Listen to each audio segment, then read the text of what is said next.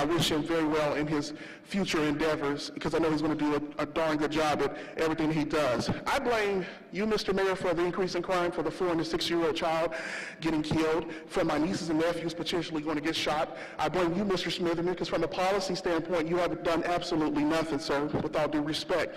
I think the way we treated our second African-American police chief in a city that's almost 50% African-American speaks volumes to how racist and how out of order that this council is, and there will be political retribution in 2017 for the way in which you all have handled this community. We're going to organize our vote, we're going to organize our voice, and we're going to make sure that we're at the polls so that we can make the changes that we need necessary. My other thing is that Sergeant Antoine once again has harassed me upon entrance. He had 6 of Cincinnati police officers surround me in the foyer, and they're in that room there, and they're just all over the place because, you know, black folks are angry, and then you have reserved only white seats in the public building. And I don't understand. I haven't been given an explanation for why am I held detained every time I come in Cincinnati City Hall. And I've been in this building in months, but every time I come in here, I get surrounded by police officers. But back to Blackwell. It's okay because the new chief we're not going to give him a ticket, a free ride. We're going to put the pressure on him as well. We want to see him in the community. We want to see him shaking hands. We expect that from our police chief because since I'm 29, I've never seen a police chief like Blackwell. He touched people, he shook hands, he was out there, he engaged us. I've never seen that.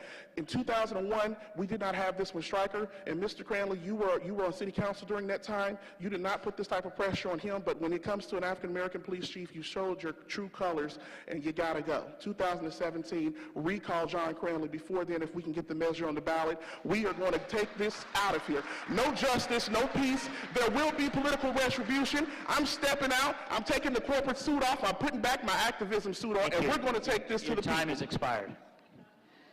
Nehemiah Hauk. Mr. Chair, I just have one question. It's not related to what he just said. I talked, actually, Councilmember Young and Simpson and I talked to the manager a little over an hour ago, and he promised us that he would be at this public portion of the meeting to hear from people. I don't know if he's been held up. Obviously, it's a busy day. But I would like to ask that we wait till he can get here, because I do think, because this was his decision, that the public deserves to be heard by him in their comments to what happened. So I would ask that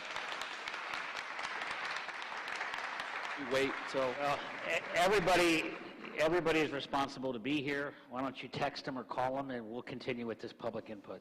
Nehemiah Hauk, I'm here. And I agree the city manager should be here. I hope he gets here soon. My name is Nehemiah Hare. I'm a new citizen to Cincinnati. I came from Atlanta, Georgia.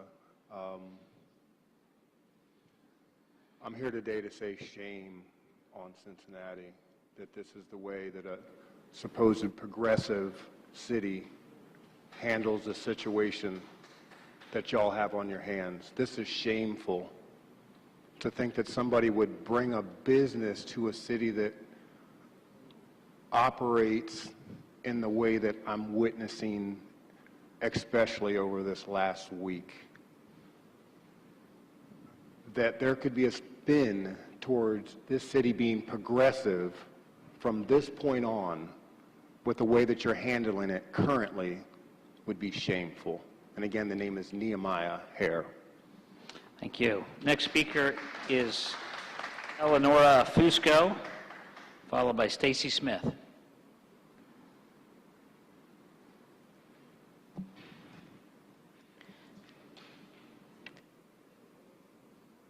Actually, it was on before. Okay, thank you. You can press the button again. Do you hear me? No. Do you hear me now? Yes, yes. Perfect. So I came here because I wanted to thank Chief Blackwell. In other cities, during this year, and last year there have been a lot of riots.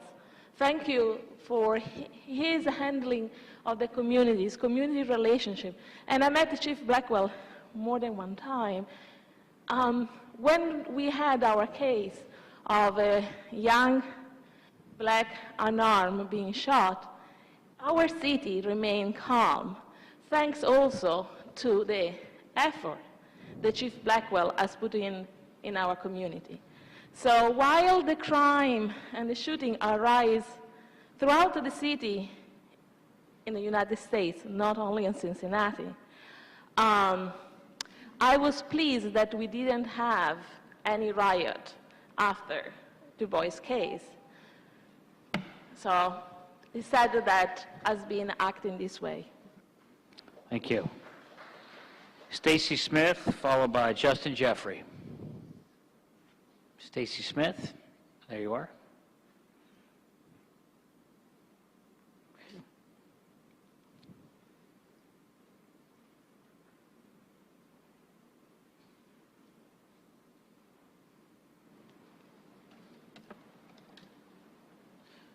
Welcome. You have the privilege of the floor for 2 minutes. Thank you. I'm so hurt.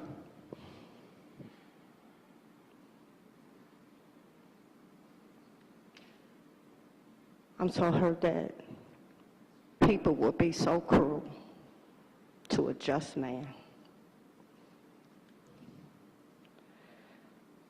Every officer should be like him.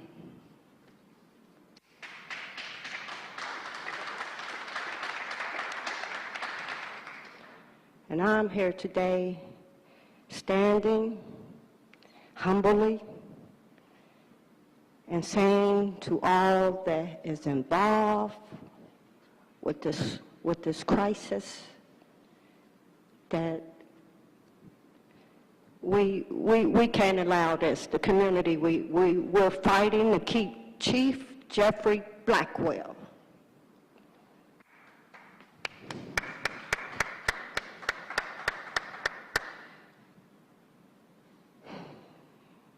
You know, when you're working under hostile conditions, you're about to encounter hostile rapport. And he was under fire ever since he got here, and let's all face it. But I'm asking the city manager to have a change of heart. You made a mistake this time.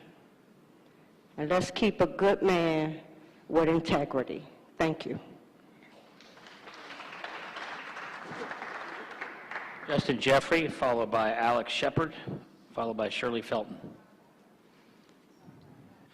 Well, I'm glad to see that the city manager has just arrived. It's a little bit late, and you clearly were not very interested in what the public has to say on this issue, so it's unfortunate that we didn't get a chance to be a part of this conversation.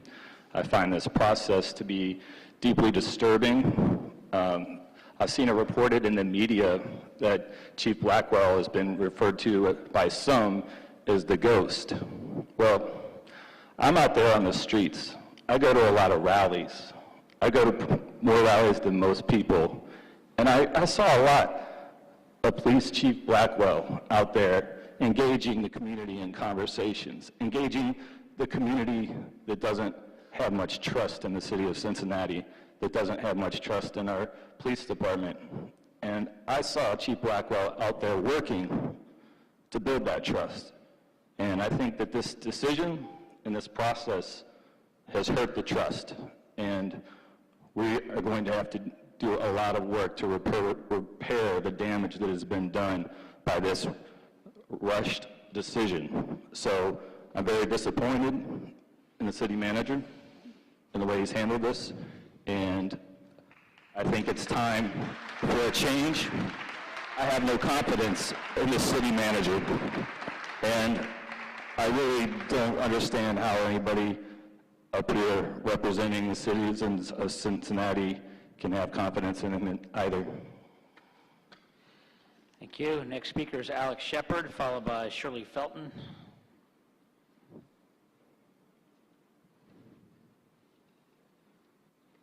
Mr. Mayor, members of council, Mr. City Manager, my name is Alex Shepard, and I am 17 years old, and I'm a citizen of the city of Cincinnati. I am proud to live in the city that I live in, but today, I am ashamed. I'm ashamed in you, Mr. Mayor. I did not vote for you, and if you plan on running in the next election, should we need change in the city, I will not hesitate to run against you. Mr. Sittenfeld, Ms. Simpson, you showed your support for the chief. The chief sponsored a program called CHILL, which stood for character, humility, integrity, leadership, and love. Those are core examples that we need to show every day, and today those were not shown in our city government. I am ashamed in what has happened. The chief has supported so many young people, and just because he was not showing the aspects that you wanted him to show, that doesn't mean that they were there. It is called communication, and just because it was a broken link doesn't mean that it wasn't there. I hope that when Chief Isaacs takes his place, that that has happened today will not happen in the future. I am utterly upset right now, and I hope that things can change. And if they don't change, then you will surely see my name on the 2017 ballot. Thank you. Thank you. Shirley Felton. Shirley, welcome. And then after that is a J.T. Shepard. I don't know if that's the same as... My name That's is a different- Shirley okay. Felton, and I am ashamed of all of you people that did not stand with Chief Blackwell. Mayor Cranley, I think that you're a deceiver. You deceived us when you came in here. You're a liar, just like some of the rest of you all. And I thought Mr. Mann was a good man. I voted for him, and I'll never vote for him again because I thought it was going to help us. But you know what? All of you all that are willing to sit around and let us be killed off and gentrify the neighborhood so that you can do whatever you want to do for your cronies, building up parks instead of homes. I think that you all are snakes in the grass. I can't stand most of you. I wish I could get 1,000 million people behind us and vote all of you out. All he wanted to do, for the chief to do, was get a plan for you. Y'all gonna take his plan and implement it, but you don't want him to do it. Everything he tried to do, y'all didn't want to do it. That curfew should have took place. And y'all just didn't want to promote, you don't want to put no police out there just like Congress. You don't want to do nothing, but you want to get a check. I can't stand you all.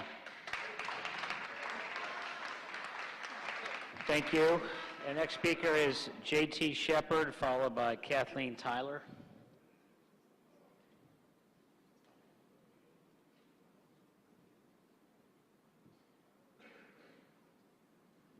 Mr. Mayor, how are you? Good. Good. You can smile, can't you? Good, I'm glad. Congressmen, ladies, officers, my name is Teresa Shepard.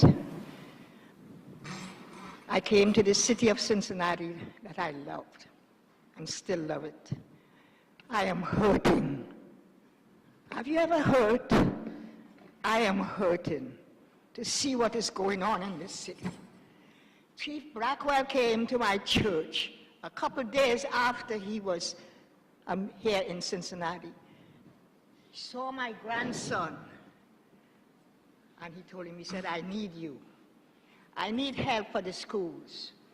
How many chiefs have we had here that go to the schools and pick out the kids and say, come with me, like a shepherd in the sheep? He picked out my grandson, and now they have a group of kids from every school trying to prevent the drugs and the guns in the school. How many chiefs before him did that? Of course not. We didn't have all this crime. Could you walk into have you ever been to a crime scene, Mr. Mayor? You have. I have never seen your face. I have been to crime scenes. The mayor has been to crime scenes. Mr. Berry was a very good friend. Mayor Berry was a very good friend of ours. Mr. Berry went to places in this city. Mr. Winburn is my neighbor. That's my neighbor. That's my neighbor. I always see their faces. I only saw yours on television. This is not right. We need that mayor. We need a good mayor, and we need Mr. Blackwell. We need him now. There's too much crime, and Mr. Blackwell did not put guns in those children's hands. In those young people's hands that is killing every minute downtown. I am scared to come downtown. Mr. Blackwell did not give them guns. Do something. Keep up the young people in the schools. They are hurting. I am scared for my child to go to school anymore. A gun was found in his school. Do something. Thank you. Where Your is time he? is up. Where is he? He's not here, right? Next You know why he's not here? Thank He you. doesn't give a nut. Thank you, sir. Kathleen Tyler, followed by Jonathan Jones.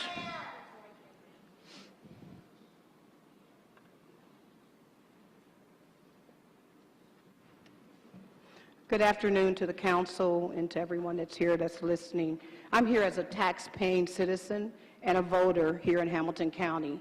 And I wanted to say that every time people of color are put into leadership who will not go along with the status quo, we do everything in our power to get them out. We have seen this with in the travesty that happened with Pastor and Judge Tracy Hunter, a travesty where our dollars are being spent in a way that is unspeakable. And now we're seeing this with this situation. I am asking that we have full accountability for the way our dollars are spent and the decisions are made. We want accountability with that commissioner office and everyone that has anything to do with the decisions that are being made here, because we do pay taxes, we do vote, and we are responsible, and we want you to be responsible for us because we put you into office. Thank you. Thank you. Jonathan Jones, followed by Alicia Franklin.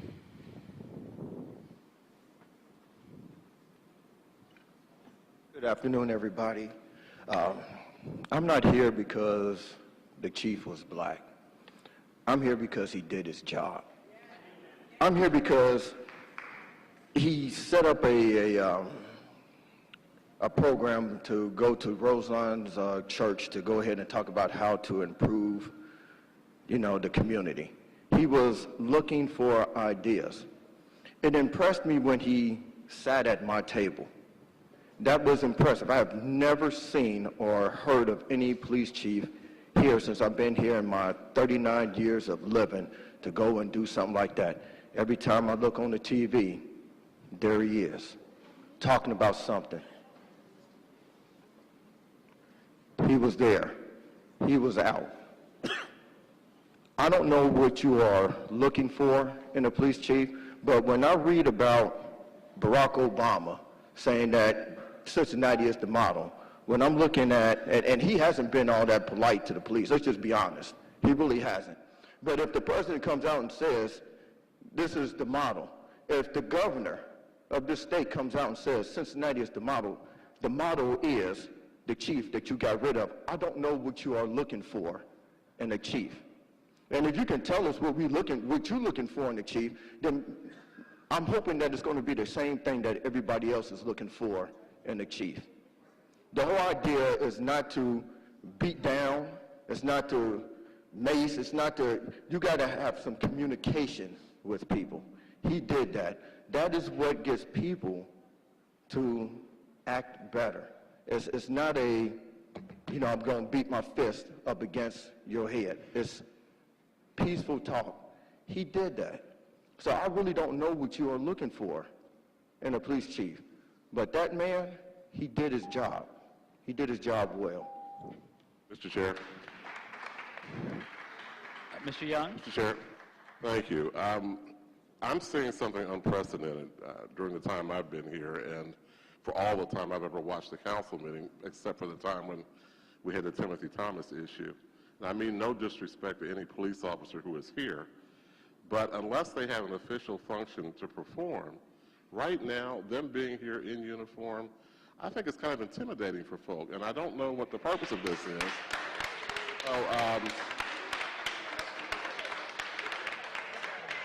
I respectfully request, Mr. Mayor, that you let us know why they're here so that we can understand what's going on, because I really don't like the way this looks.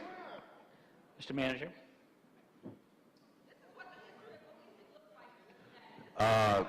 These officers are here primarily to show support for the interim appointments that were made this morning.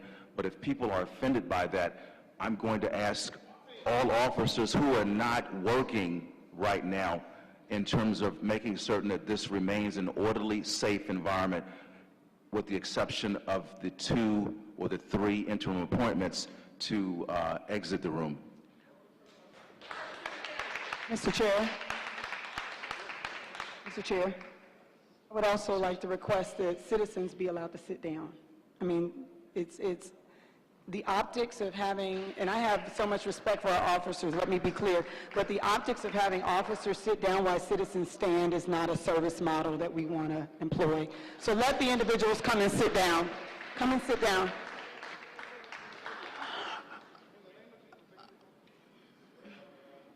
I want to be clear that police officers have every right to be in this room if they want to be here. And I want to assert that we're seeing a transfer of power to Elliot Isaac, and there are a lot of officers who want to show support for him, and police officers have rights too. Mr. Chair, Mr. Chair, Mr. Chair. We're going to proceed with the public input session now. Mr. Chair, a comment before you proceed. Alicia Franklin, 2 minutes, please.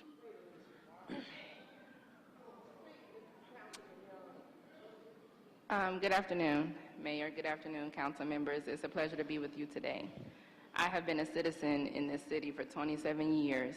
I've been through the trenches, I've been through my ups and downs, and I've made it to a point where I can be proud to say I'm a part of that citizenship of Cincinnati. I am not proud, though, that my council members as a team was not informed of the decision that was made today. We have issues within our councilship, and I don't appreciate it. I appreciate the job you all have. You work hard, I get it. But we as citizens, we work hard to know exactly what's going on when we vote you in to work for us and with us. We've lived here, we pay taxes, we struggle, and the police chief worked for us. I don't know what you all plan to do or who you plan to replace him with or how you want to move forward, but I do want you all to know that when you're placed in these seats, you're placed for us. You're not placed for anything else. We need you to work. We need you to work together. We need you to be honest. We need you to earn that paycheck just like we earn ours. We took off work. We're using our lunch breaks to make sure that we can say our opinion, and we need you to care because we cared about you. Every ballot that was placed in that box, we cared to vote you in. I'm sorry about whatever you are going through. I'm sorry that people attack you. I'm sorry that they act like you're not human as well. But unfortunately, when you sign those contracts, you were signed with a responsibility to work for us, and we didn't want him gone. So the answers we asked him for, that data that you all have, we wanted to. That's all. Thank you.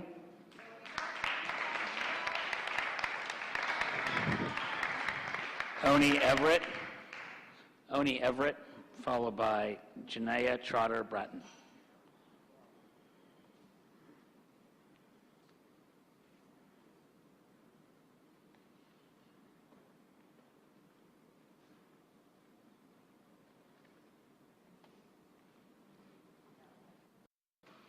Hello, council.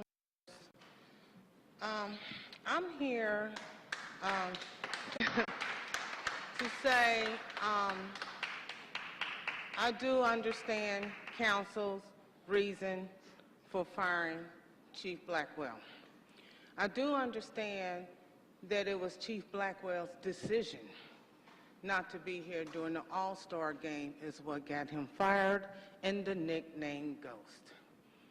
Now, what I also want to say is Chief Blackwell is one who promoted me to, motivated me to be here today, as well as us few mothers. I represent, we were the ones at the bus stop.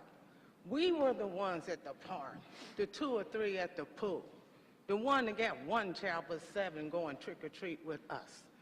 He motivated us to come out with him to help him with ideas on how to help the city. He is the one that motivated us to come out. So we hope you will reconsider his firing and reinstate his job so we can come out to help us as citizens of Cincinnati. We feel like we as citizens kept the city calm and didn't come out to get ticketed and mugshot, and that's where he let us down when he wanted to leave during the All-Star game. And I think that's why he got fired. Thank you for listening to me. Thank you. Janiyah Trotter Bratton, followed by Billy Ross.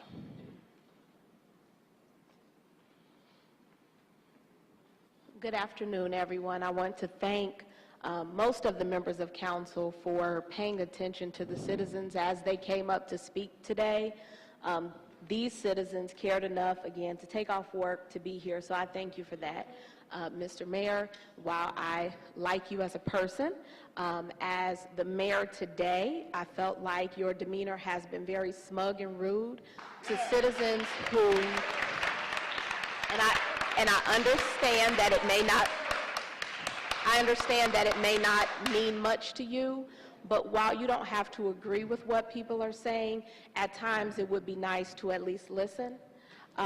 So I would like to express my support for Chief Blackwell as a member of the community. I am not a member of the rank and file, and honestly, I've not had a chance to read the full report, so I will not come up and say that I know what the rank and file dealt with or went through, but I do also want to express my support for the rank and file who have had to go through multiple transitions dealing with different chiefs. And so what I hope going forward is that this administration, including the city manager, does not put these unreasonable restraints on chiefs. I'm sure, as everyone here knows, because I'm sure everyone has done their research, that the issue dealing with crime is not unique to Cincinnati. Cincinnati is actually one of the cities that has had relatively steady numbers when you're looking at the crime rate. And so there are chiefs all over. The United States Justice Department, with all of its resources, has also is going to convene a meeting during this month to address those concerns. And so to put a chief under a 90-day plan, to then force him to put his officers under that unreasonable plan, it created probably what led to this. And so I just ask that going forward that we care about the safety of our citizens and the voice of our citizens. Thank you for your time. Thank you. Billy Ross, followed by Alexander Shelton.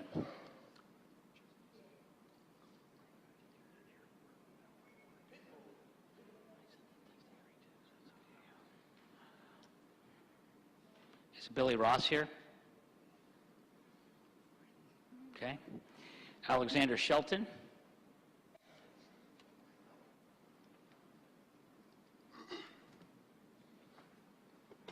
I would like to thank the community for being here. It is important that we use our voice. All of you are elected officials. Your interest lies within the people. Your power is within the people. I was born in this city to a single teenage mother. I've gone to 10 different Cincinnati public schools, and I'm a student at the University of Cincinnati. The city is failing. It's failing the entire black community. The people that are black that are saying that the city is fine, that we are moving in a state of progress, that's incorrect. It is atrocious what is happening behind these doors. You push for safety, and I understand the constituents and I understand white safety. But if you continue to push at the black community, how do you expect people to respond?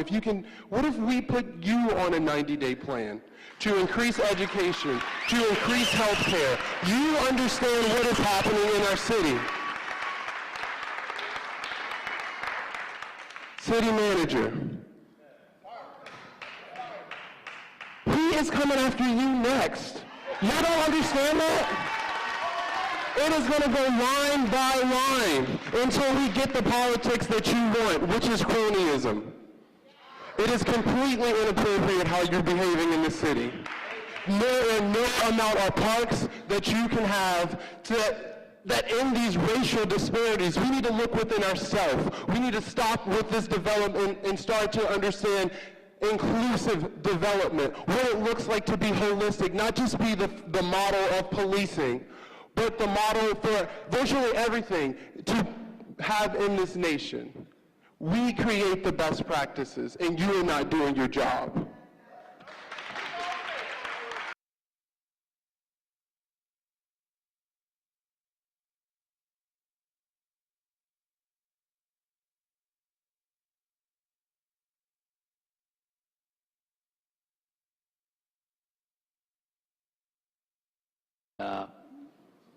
Stand here so they can present to council. Mr. Chair, Ms. Simpson? I think it would be appropriate to acknowledge that Chief Blackwell is in the audience. I think you see him.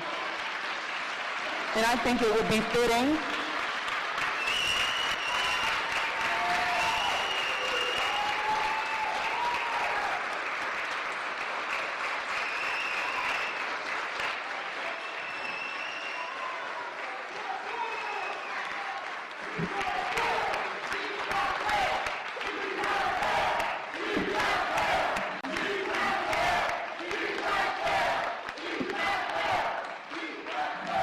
Mr. Chair, frankly, let me just state for the record, we just learned about this firing today.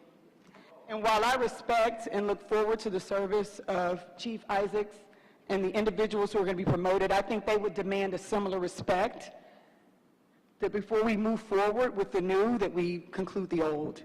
And the fact that this was just given to us, and not only have we not had the chance to reflect, but you concluded the public comment and went right into the next phase.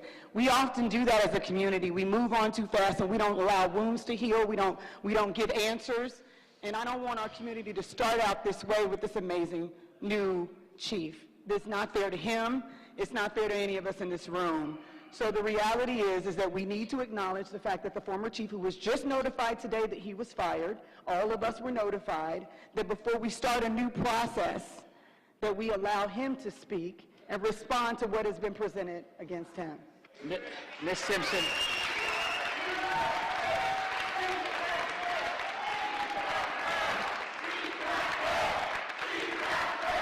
We need order. Mr. Manager, if you could help us get order. Appreciate it. Acting Chief Isaac. Excuse me. Please remove With people all who due are... respect to everyone here, everyone who was supposed to be heard has been heard. We need to maintain a certain level of decorum here. You're welcome to stay here and be a part of this proceeding as much as possible, but we have to maintain order. We have staff here to assist us in doing that. We want to keep this as orderly as possible. Okay? This is a very serious event. We recognize that, but let's be respectful and let's exercise some level of personal decorum as best we can. Mr. Chair. Mr. Manager, I think we need to start removing people who are not going to be able to act orderly. Mr. Chair. I'm going to run this meeting. Thank you very much. Mr. Chair. I am running this meeting. We're going to restore order first. Mr. Chair, I have a statement. Acting Chief Isaac, could you please help us restore order to the Sergeant Antwine? Mr. Chair. Again.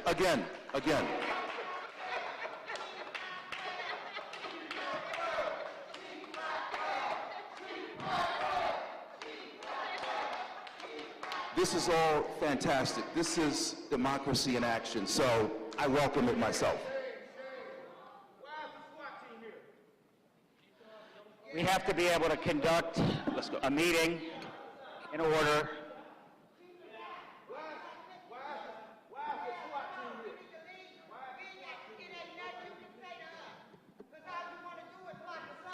Thank you. Mr. Chair, can I make... We will begin this special session of Cincinnati City Council, and the clerk will call the roll.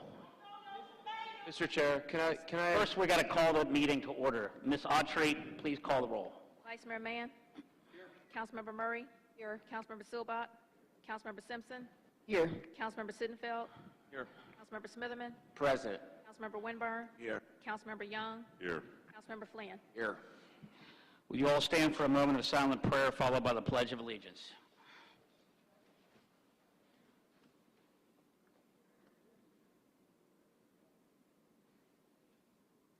I pledge allegiance to the flag of the United States of America, and to the republic for which it stands, one nation, under God, indivisible, with liberty and justice for all.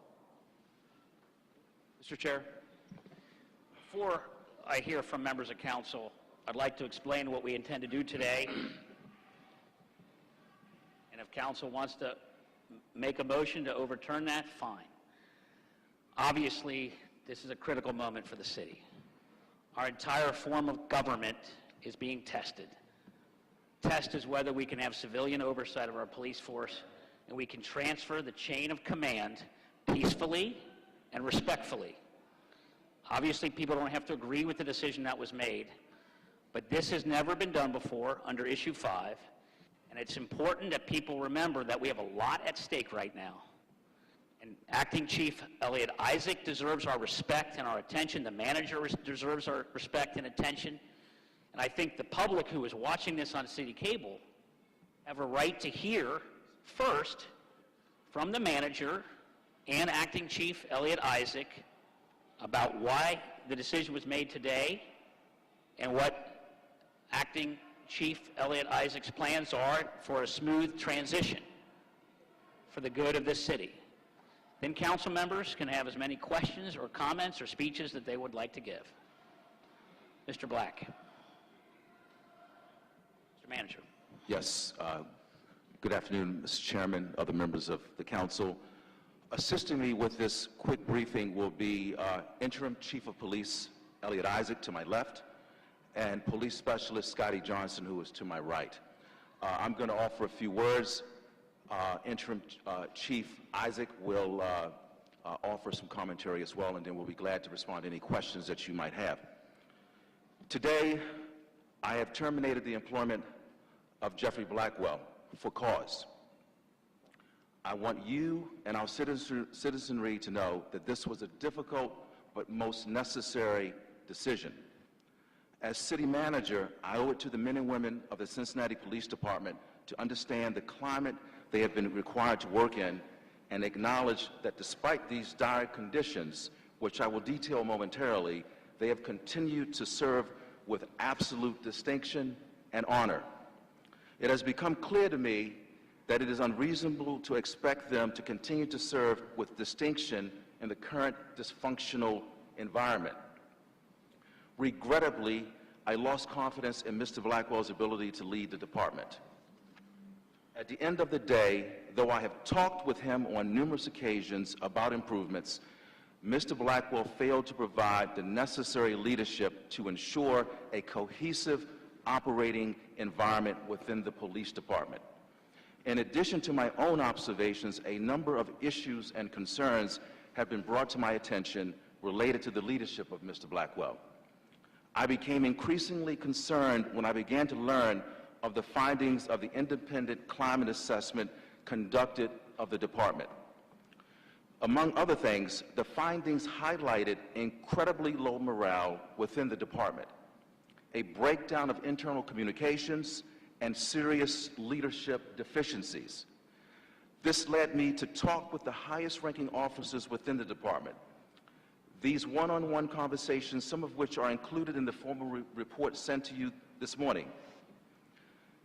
These discussions, coupled with the climate assessment and my own concerns, led me to conduct an exhaustive review of matters within the police department. With respect to the climate assessment report, the findings are summarized in the memo I sent to you earlier this morning. I would just like to mention a few of them at this time. Mr. Blackwell created a culture of hostility and retaliation in the department, putting the credibility of CPD at risk. At times, he expected his subordinates to risk defying state law in order to protect his own image, and when they did not, engaged in acts of retaliation against them. He verbally abused and insulted staff. He disregarded the chain of command, which negatively affected communications inside the department. His actions caused morale in the department to be at unacceptably low levels, which hinders department cohesion and effectiveness at a time we greatly need it. The climate assessment demonstrates that the vast majority of police personnel are demoralized, and Blackwell's leadership style and actions are to blame. One of the assessments reads that, according to the electronic survey results, on a 10-point scale, with 10 being excellent, respondents in the department, 485 individuals surveyed, rated the overall employee morale at 2.29% out of a 10-point scale. Again, Mr. Blackwell's own work hours were not credible. His travels are well documented, and his family continues to live in Columbus, Ohio, but official records suggest he has only taken 8 hours of vacation in 2 years. Many officers describe him as being unavailable during critical public safety moments. I also learned that Mr. Blackwell has failed to meet an important responsibility as Chief of Police by failing to ensure the integrity of the work environment for the inspections unit and work product for the internal investigations unit, both of which fall within the professional standards section. Mr. Blackwell also summarily ended the authority of the inspections unit to conduct overtime audits. The inspections unit has not completed an overtime audit since that incident in early 2014 with Mr. Blackwell. All of this led me to the conclusion that immediate action needed to be taken to right the ship. So as I said this morning, I terminated Mr. Blackwell from city service. While the department is hurt, the wounds are not fatal. We know what needs to be done to fix the problems that exist. The hardworking men and women of the department will have our full support moving forward. This morning we swore in Interim Chief Elliot Isaac. We swore in Interim Executive Assistant Chief David Bailey and Interim Executive Assistant Chief Douglas Weissman. They are here with us today. I have great confidence in this team, led by Chief Isaac, to move us forward. As a veteran of the CPD, Chief Isaac keenly understands the issues we are facing and, importantly, has the support of the rank and file. We have a spike in shootings we're going to fix. We're not going to stop until it is addressed, and we have the team in place to do the necessary work to address it. We have seen the benefits of our efforts in community partnerships and community policing, and we will maintain our structure and our stature as a leader in this area. I realize this is a controversial decision, but as outlined in great detail, one I am absolutely confident had to be made. And the decision was made with only the best interests of our citizens and the department's men and women in mind. We will continue to pursue excellence as it relates to living and supporting and demonstrating the collaborative agreement and all the principles that underlines it. We will continue to support and nurture and develop our SERVE initiative, as well as the Managers Advisory Group and community policing in general. At this time, I'm going to ask Chief Elliot Isaac to offer some remarks. Welcome. Thank you, Mr. Black. Mayor Cranley, members of council, I would just like to take this opportunity to assure the citizens of our great city and this council as well that the Cincinnati Police Department will not go backwards during my time as interim chief. As a department, we will continue to embrace the tenets of our historical collaborative agreement. I can not only talk about it, I lived it. I've been a part of it, I've implemented it, I've worked on it, I embrace it, I believe in it. As a department, we will continue to further strengthen and deepen our community partnership and our relationships with our youth. Those that have worked with me, they know my commitment to those things. We will also, as a department, focus on our spike in violent crime. We will re-energize our SERVE initiative and put in place the retooling that's necessary to make it effective again. We will also address the morale issue of our rank and file. Our officers are important. They are committed to this great city and they do a great job. We're going to sit down and assess the needs and fix those concerns.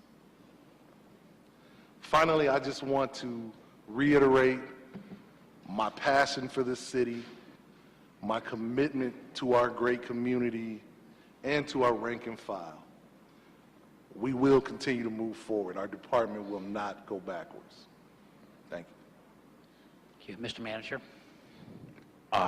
That concludes our official remarks. We're here to respond to any questions that you may have of us.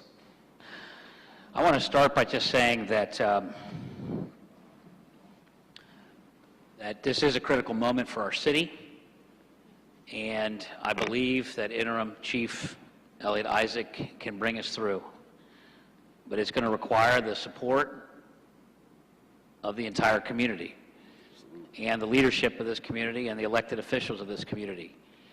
And the fact is that we are committed to performance, measurements, and holding the same set of standards for all departments.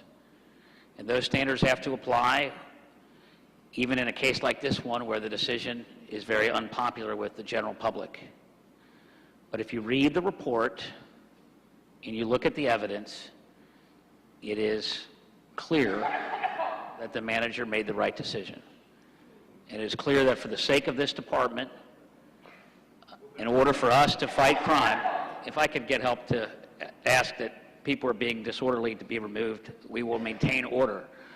In fact, that's what's at stake right now, is civilian oversight of the police department. And if we could have him removed as well, please.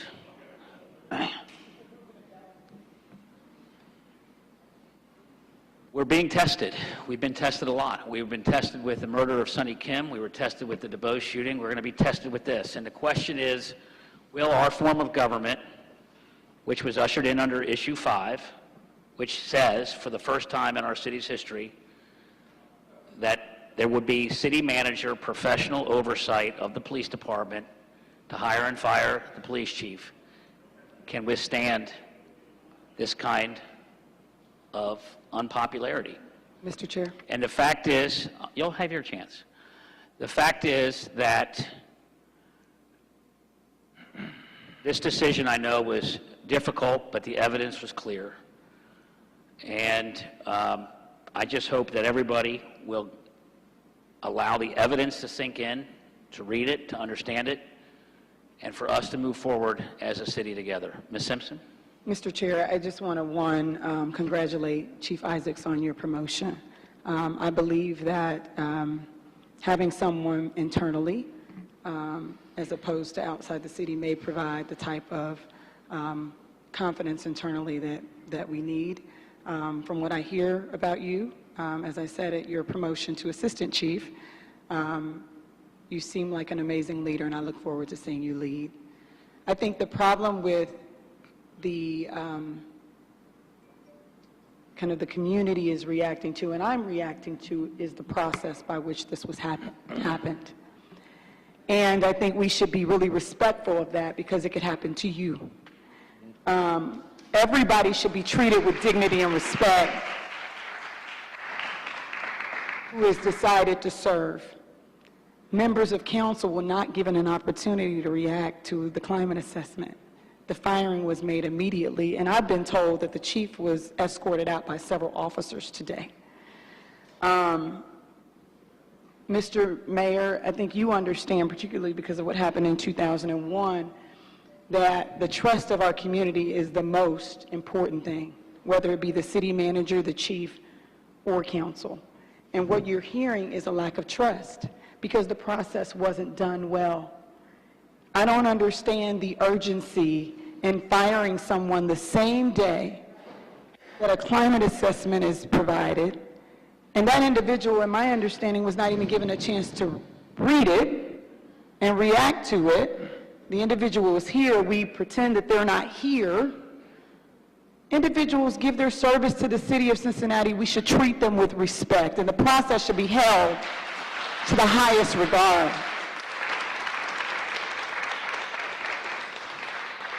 And to move forward this way, which I think it damages the installation of this new officer into an important position when we try to rush this and do this all in the same day. I think he should have his own day once we resolve the issue of the dismissal of the first chief.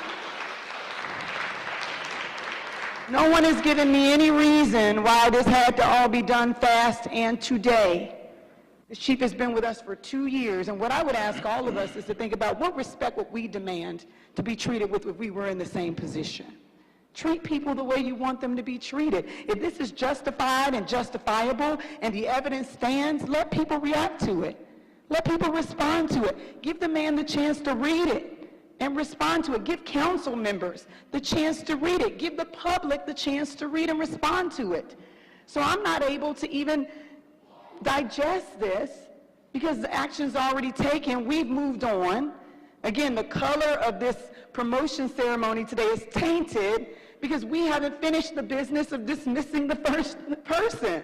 We've not even let a night go by. And what I would say is I want to celebrate our new chief once we've had the chance to digest the fact that our old chief is gone. I mean, we got this together really quick considering the fact that I just found out our chief was fired. So what I would ask, particularly because it's important to maintain our community's faith and trust at a time where so many cities are suffering from distrust, and to allow a new chief to be able to come in and do his job without the color and the taint of a scandal from the last chief being dismissed under cover of night.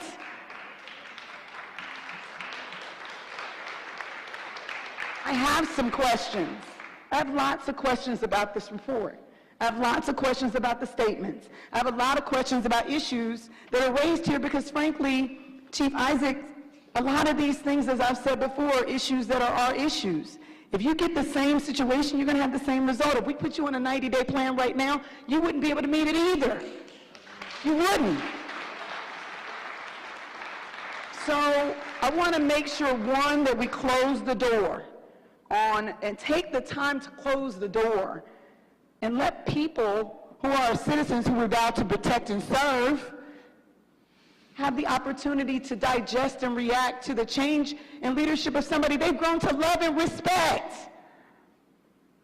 And then begin the business of figuring out what's really going wrong, because some of this is our doing. I've taken responsibility for the fact that there are things in this assessment, outdated technology and fleet vehicles. The chief has no control over that.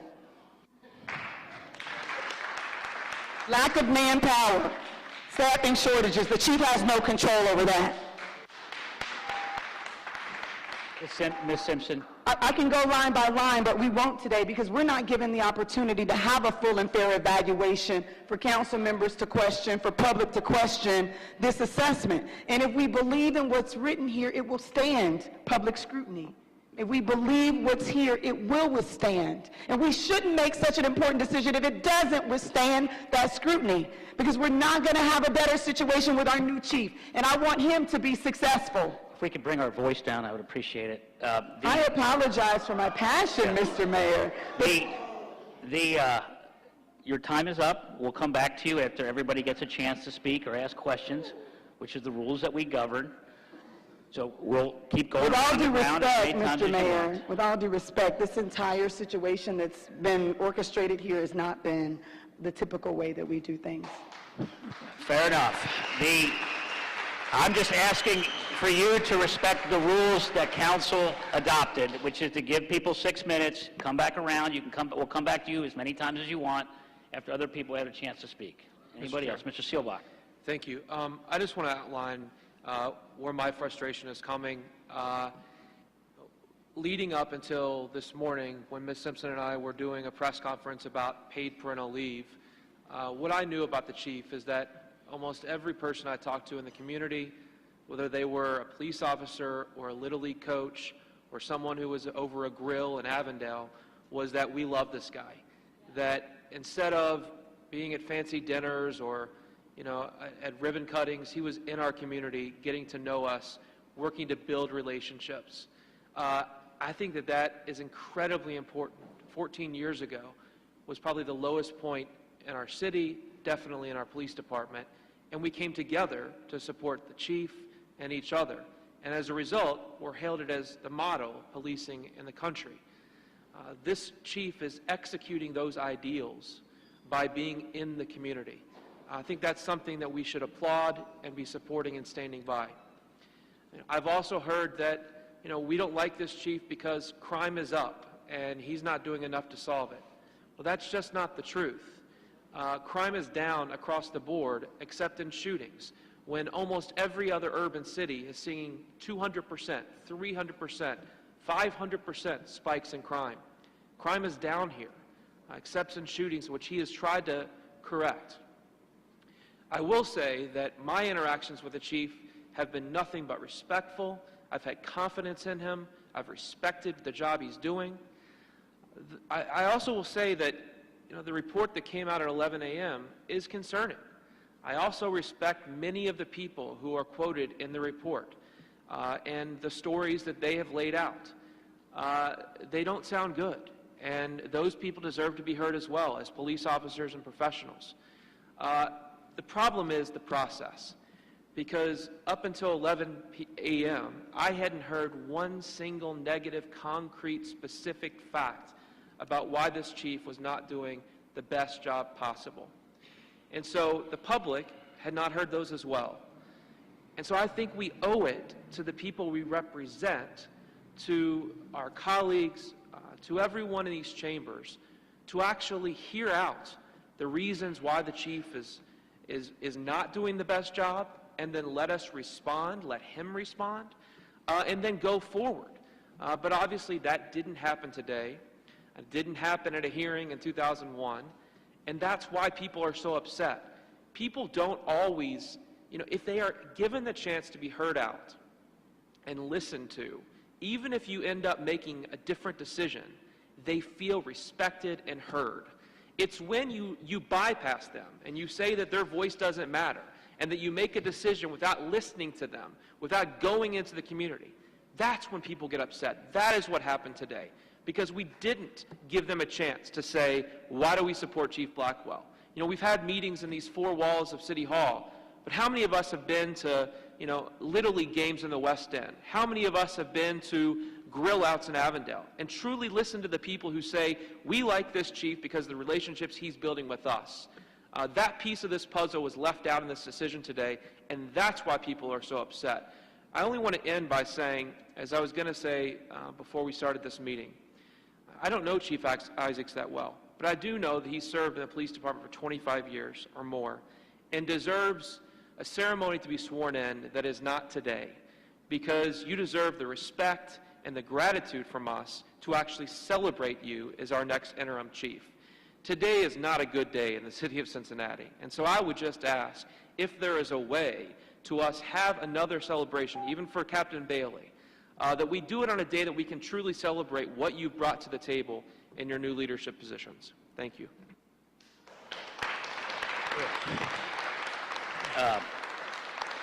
Other members of council? Mr. Chair. Mr. Young?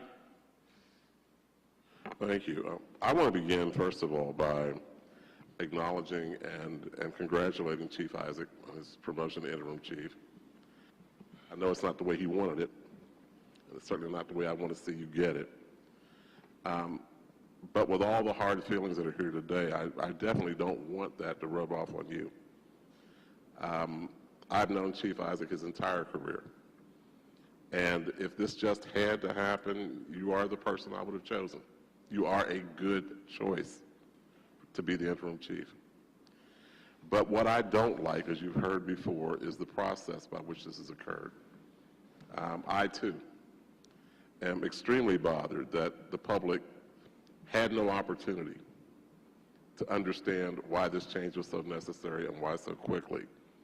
But I will also tell you that as an elected member of the City Council, I'm extremely bothered that I find out what's happening the same way everybody out there did.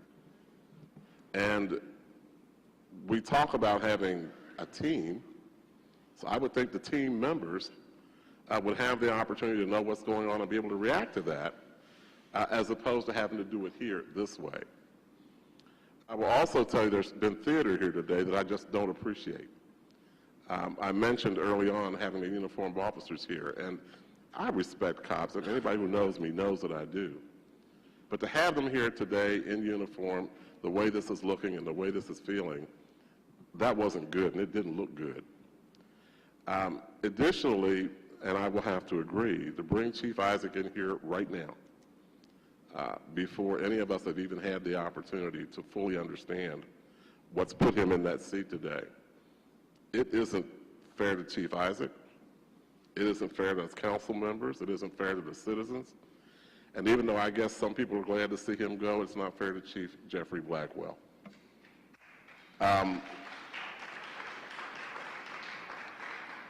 I believe some people will look at what's going on today and blame the city manager because the hiring and the firing of a chief is within his purview.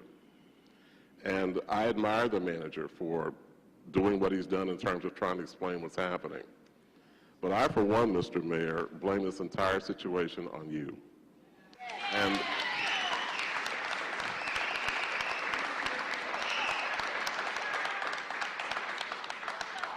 it has been very clear that you never wanted Chief Blackwell. And I know that you deny that, but we're entitled to our opinions. That is mine. But during his entire tenure, he has been publicly held out as someone who doesn't know what he's doing, no matter what the issues are. And I served in that police department for 25 years, and I can tell you that as much as I like Chief Jeffrey Blackwell, I know he's not perfect. But I never served under a perfect chief. And let's be fair, I wasn't a perfect cop. But what I am going to say to you is that when there were those kinds of issues, you rarely saw that in the newspaper. In fact, there was one chief who put an assistant chief in a closet as his office, and I think that got a blurb in the paper, and that was the end of it. We had a chief who, we have residency for chiefs, who everybody knew didn't live in the city. Nobody made an issue of it. And we certainly never had even the threat of a no-confidence vote on any police chief. But the atmosphere that Jeffrey Blackwell served under made it clear to me that we would get to this point today. And now we're here. Now, some people didn't understand me last week when I thought I saw this coming.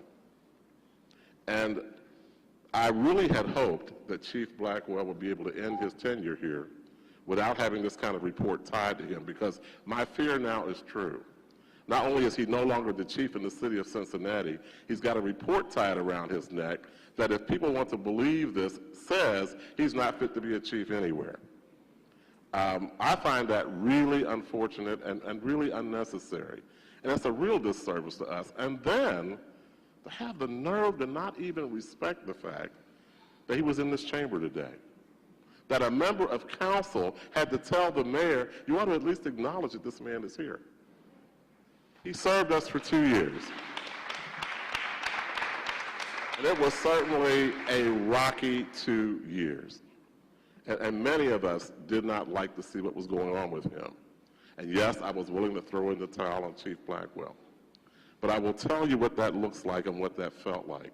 It felt like being the second in a corner at a prize fight. When your guy's out there in the ring giving it all he's got, and it's obvious to you he's not going to win, you throw in the towel, not because you don't care about him, but because you do. This has been bad theater here today, Mr. Mayor. This could have been handled a lot better. We could have shown a lot more respect. We could have had a transition that is meaningful and not tainted. So I'm not pleased with what you've done here today. I do not blame, I don't want anybody else to blame the city manager. The city manager did his job, but you created this atmosphere. Deny it all you want. This is on you. Thank you. Anybody else? Any other members of council? Mr. Vice Mayor? President. There's nothing easy about these kinds of decisions. Under the charter, this is an area of responsibility for the city manager. I believe he's done his job. In my private life, I represent terminated employees.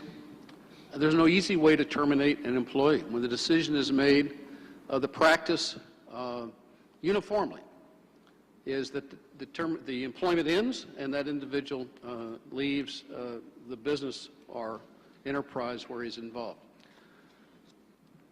This report is devastating.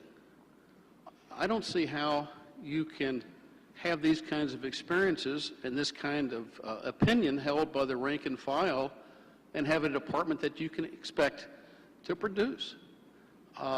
Long ago, I had the opportunity to serve for 4 years in the service. I served on a ship with good captains and bad captains, and the captains that weren't respected and supported by the rank and file had lost their ability to lead. First and foremost, our chief has to have the ability to lead the officers under him. And this report suggests that that had been lost. And thank you for doing your job, Mr. Manager. Chief Isaacs, we look forward to your leadership. And let's continue to make our policing and our community as safe and as collaborative as possible. Thank you. Mr. Smitherman. Thank you very much, Mr. President. First, let me publicly say that there have been lots of overtures regarding some of my colleagues' confidence in our manager.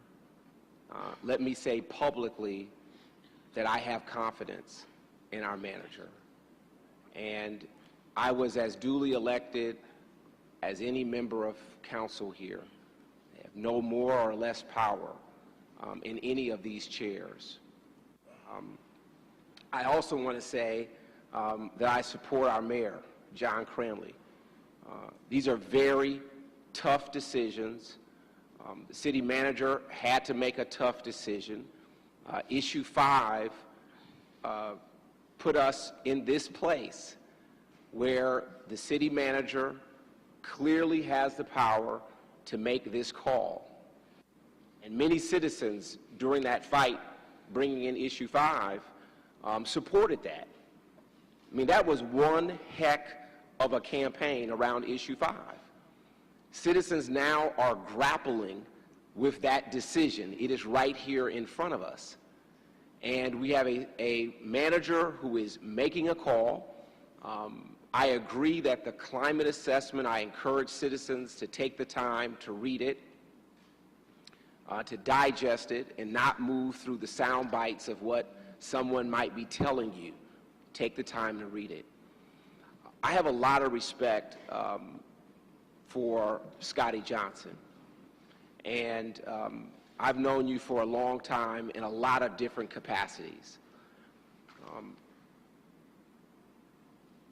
I have never seen you in any of your capacities, even when there has been great disagreement, to break out of your rank ever and make a public comment about any police officer, let alone a chief. Ever. That's even whether you're on the radio, whether we're at the Black Family Reunion, whether we're here in the chambers. And you've had a lot, I'm sure, of opinions. What today in this report? Because there's a document here from Scotty Johnson. And I have tremendous respect for you. What made you today write this piece? I'd like to hear from Mr. Johnson, Officer Johnson. Specialist Scotty Johnson.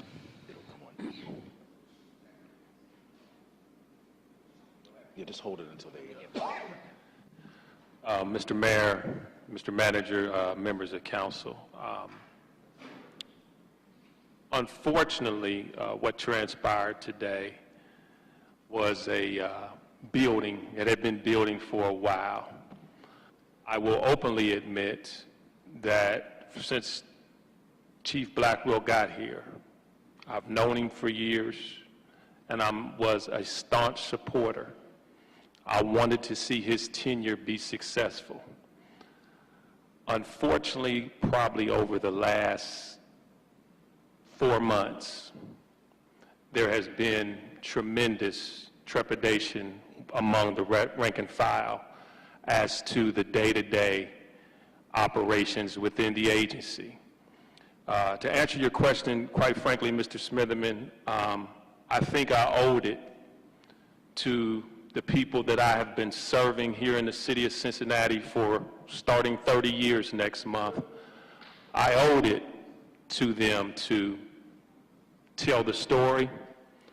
I owed it to, unfortunately, the ladies that were being intimidated, that were being belittled, that were being disrespected. I think it's difficult, but my dad always told me, do the right thing. What's right isn't always popular. What's popular is not always right. So to answer your question, Mr. Smitherman, I owed it to the people I've served with within the agency, and I owed it to the citizens of Cincinnati. I'm in complete agreement with this change. It has nothing to do with race. It had everything to do with, unfortunately, a rank and file that was barely hanging on by the skin of their teeth to continuously move forward and serve the citizens of Cincinnati. Mr. Smitherman. I have tremendous respect for you and the courage to come here and say what you said.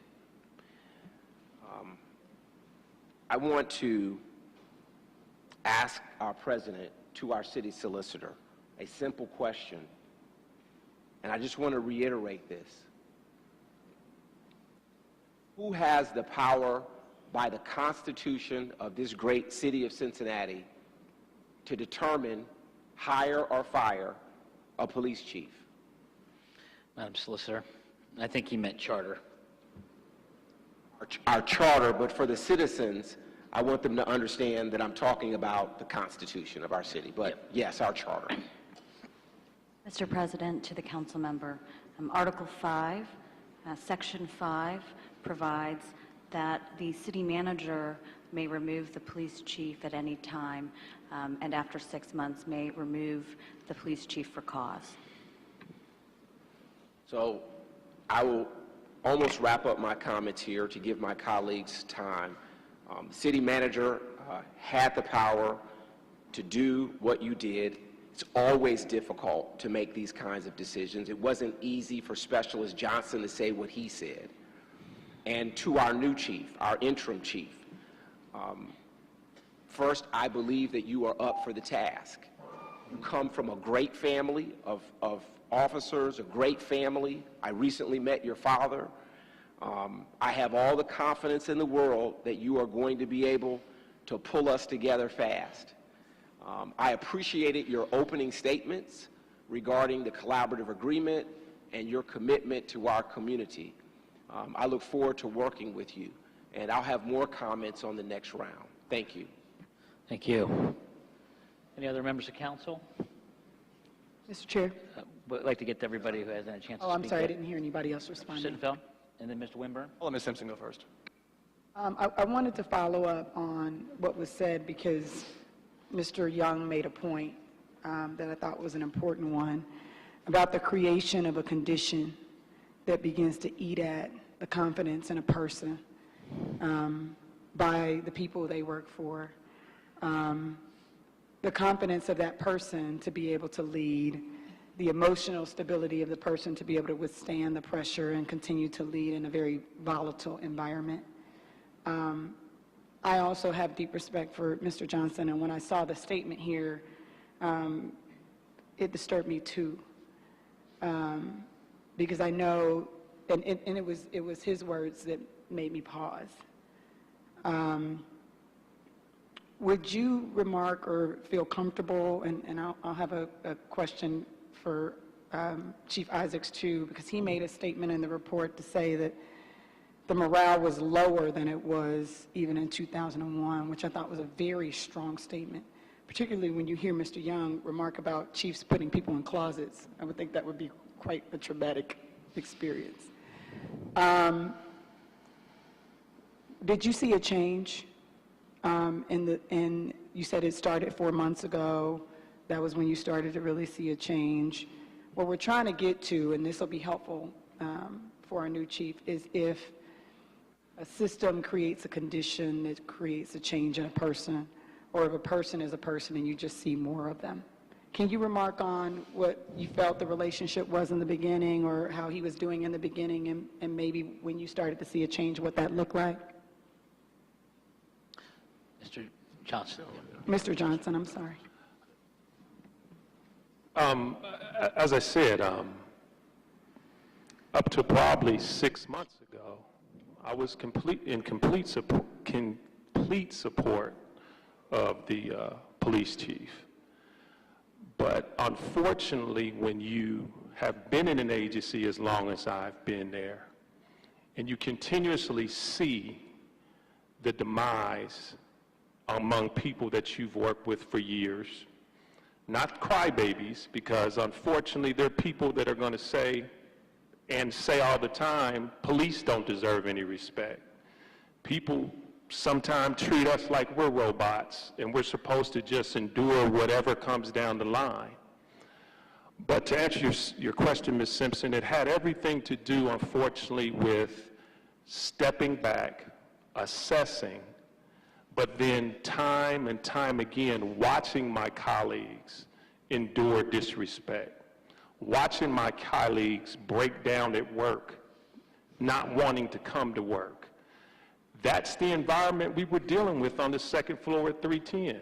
It's painful to sit here and talk about this, but that's the environment that we were dealing with. And I believe my colleagues, the people I've worked with for years, deserve better. And I also believe the citizens of Cincinnati deserve better, because police have to come to work in an environment that's conducive for them to be able to serve at the highest capacity that we're used to serving under. Mr. Sittenfeld. I guess, Mr. Manager, I do have some comments, but I'll make them in a moment. Can you walk through, I do think for a lot of people, today felt rushed. It felt sudden. That might be a better word. And I do believe that, everybody in this room, whether they're community advocates or council members or city managers or police officers, I believe that people are here because they feel called to public service. And I do trust people's intentions. But I think, airing the process would go well. So folks can, and I read as much of the 35-page document in the very limited amount of time before this meeting that we had to read it as I could. I probably read 90% of it. I was speed reading. The public will be able to see the words in that document themselves. But I think, can you talk about how you made the decisions to let this process unfold in the way that you did? Because I think people really need to understand that to have a sense of peace with the outcome. I'd be delighted to, Councilman. First, let me acknowledge that this is one of the most extraordinary situations that I've encountered during my career. We're talking about a sitting police chief. So it's not something that I took very lightly. We did not get to today, yesterday, or this morning. I arrived a year ago. What I tell everyone, my approach has been, I've done it a variety of different ways in different positions that I've had. In this case, unless there was some egregious, situation associated with the department head, I'm going to take a wait-and-see attitude. I'm not taking responsibility or accepting anything that has occurred before I got here. We've got a clean slate. You will show me your value. You will show me your commitment over time. I'd let Mr. Blackwell do that as well. So going back to December, again, there was disarray, there were communications issues, there were morale issues, and there were even some basic management issues that I noticed immediately upon taking this job. But I said, I'm of the viewpoint and philosophy, and hopefully the directors that report to me can attest to this, I'm into working with people, I'm into helping to develop people. So I don't look at deficiencies at face value and make a determination that this person is a lost cause. I viewed Mr. Blackwell in that regard, not as a lost cause, but someone that I was willing to work with, coach, help to guide, and I pursued that approach. Wasn't getting very far, so in December, I conferred with our Human Resources Department, and we concluded that let's bring in an outside facilitator and bring all of the command staff together, and let's have a sort of a team building, team assessment exercise.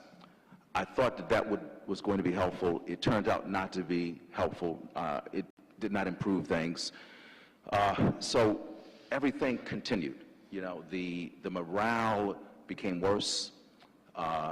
The cohesion the operating cohesion of the department had deteriorated to such an extent that I was really, really getting even more concerned.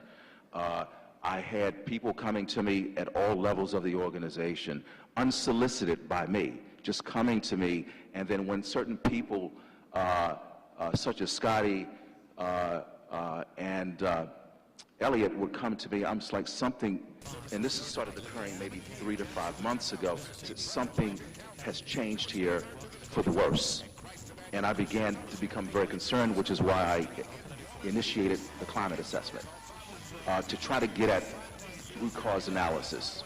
That's one of the beautiful things and the effective things about the climate assessment process, is that it doesn't deal with the anecdotal, it deals with facts, numbers, and reality. And then 3 weeks ago, several uniformed and non-uniformed people came to me with some very, very serious concerns. When an employee comes to me who is very close to the chief to tell me, I don't know what to do, I'm not feeling healthy, I've had to go to my doctor, I had to go to the department psychologist who's given me a prescription for anxiety and stress because of a retaliation episode or episodes that she experienced from the chief. And then I come to find out that she's not by herself and having gone to the department psychologist. That, as a city manager, was the last thing for me. You hired me to be a professional manager and to base every decision that we make on the best professional judgment. This was an extraordinary situation that did not lend itself, unfortunately, to a collaborative decision-making process. This was one of those decisions that had to be made. It was an executive decision because any other approach would have put the department at risk and would have put the city at risk from a safety standpoint and not... Ignorance. I do apologize. I would have liked to have made the process differently, but extenuating and extraordinary circumstances surrounding this problem did not allow for that level of collegiality. I had to make a decision. I believe it's the best decision for the department and for the city, and I struggled with method. And this is what I concluded at the end of the day. Mr. Chair, I guess the second point I would make is, I happen to know Officer Johnson better, Chief Isaac. Isaac, I look forward to getting to know you better than we already do. I hold you both in the highest esteem, and I take the testimony that you offered in the 35-page report very, very seriously. I absolutely know that to have a strong and functioning police department, high morale has to be maintained amongst the officers. The officers are at the heart of the department.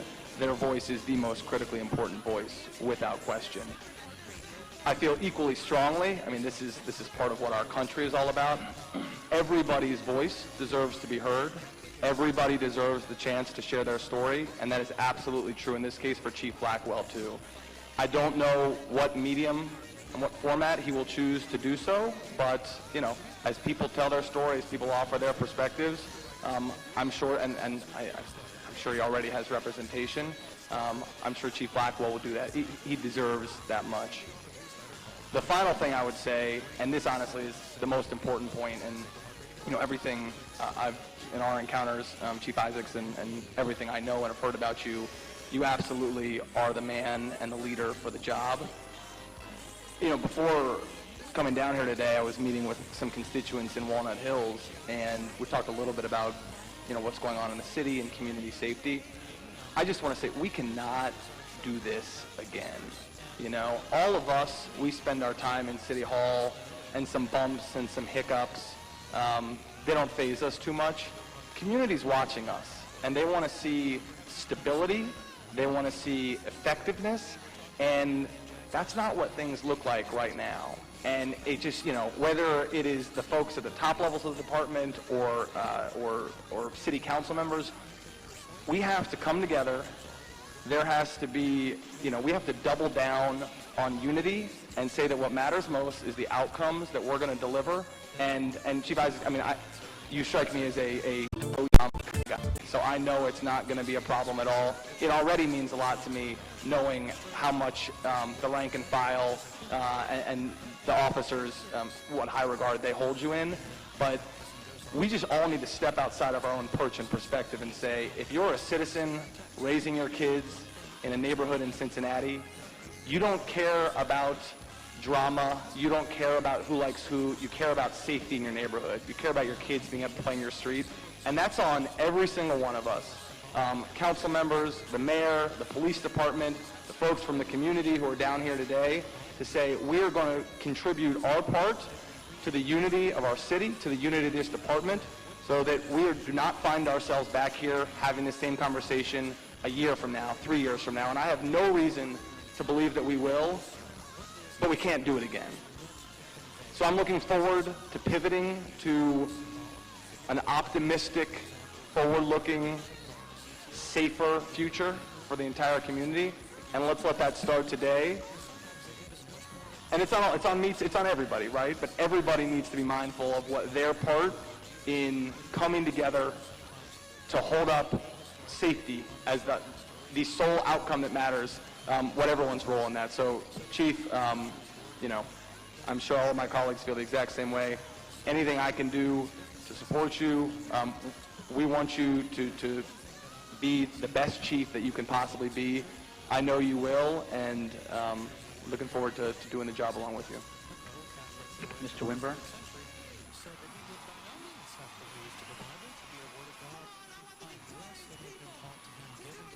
My heart is really heavy today. My heart goes out to Officer Scotty Johnson because I can attest that Scotty Johnson, as we call him, was a very big supporter of the chief. And he and I used to talk about our support. We talked about it, and I was verbal about my support on the radio stations. It didn't matter whether it was on the dial, 700 or Buzz or whatever. And I can really, I'm putting myself in the place of Scotty Johnson today. It's called empathy, putting myself in your shoes. And I know it had to be very difficult for Scotty Johnson to make the comments around that he had to make. And I'll leave it like that. Again, my heart is heavy at this moment. Whatever we do in life, we must remember that we are God's humanity. Everyone must be treated with civility, with respect and love. Everyone has a right to be fired with respect and dignity. I know Council Member Smitherman would say, Winburn, you called for the firing of a whole lot of folk around here. So, and he made a good point. You know, I did not have the power to fire the city department heads or division heads. None of us do. But although I've called for the firing of the public service director and I called for the firing of the city solicitor. I mean, no, not the city solicitor, the city prosecutor. I don't want Ms. Boggs to leave out of here thinking I don't have her support. But I called for the firing of public service director and the city prosecutor because I thought they were not doing a good job. And it is my opinion, I believe, that they were fired with respect and dignity. I believe they were fired with respect and dignity. That's my opinion. That's what I believe. But I hope and pray that Police Chief was fired with respect and dignity also. And I wish him well, and he knew the support that I provided him. We must move forward now, and I am concerned about the safety of all the citizens of Cincinnati.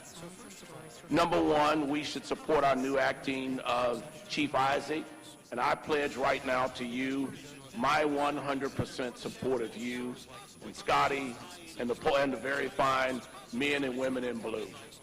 I'm probably, other than Councilmember Wendell Young, I'm probably more close to police than most because my foster dad was if you want to call him spiritual father, case worker, whatever it was a police officer.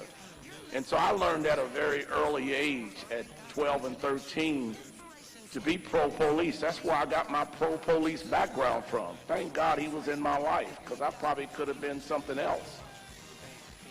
But he helped me.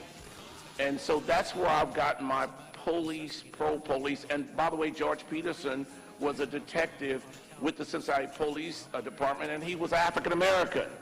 So that's how I learned how to have respect for cops, and I continue to support them 100%. But I am concerned about the safety of all Cincinnatians. And number one, again, we must support our new acting Chief Isaac. Number two, we must begin now on an accelerated basis to fight and reduce violent crime in Cincinnati. And number three, I want to thank 5 members of council who supported our initiative co-sponsored by Wendell Young and all of us, all 5 of us, to fight violent crime among youth that are 17 and under. We'll see an acceleration of crime in the city with these teens that are 17 and under. We just had a teen that's 17 years old was involved allegedly in a murder. So I would hope that we would move forward now and that we would begin to come together and unite as a city. Now, I will say this, I always leave myself some wiggle room. I will have more comments about this matter after I read all of these voluminous documents. So after those documents are read, I'll guarantee you will hear from me again. Thank you. Thank you. Mr. Chair. Mr. Flynn. Thank you. City Manager, Isaacs, good luck. Thank you. Can you make sure maybe Amy, I apologize. Amy, maybe you could help get it closer to it. I got it. Yeah. It's never easy to let someone go.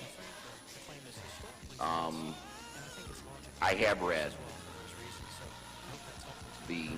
both the climate assessment and the personnel statements. I encourage everyone to read those because I don't think that there really was a choice given this information in what you had to do.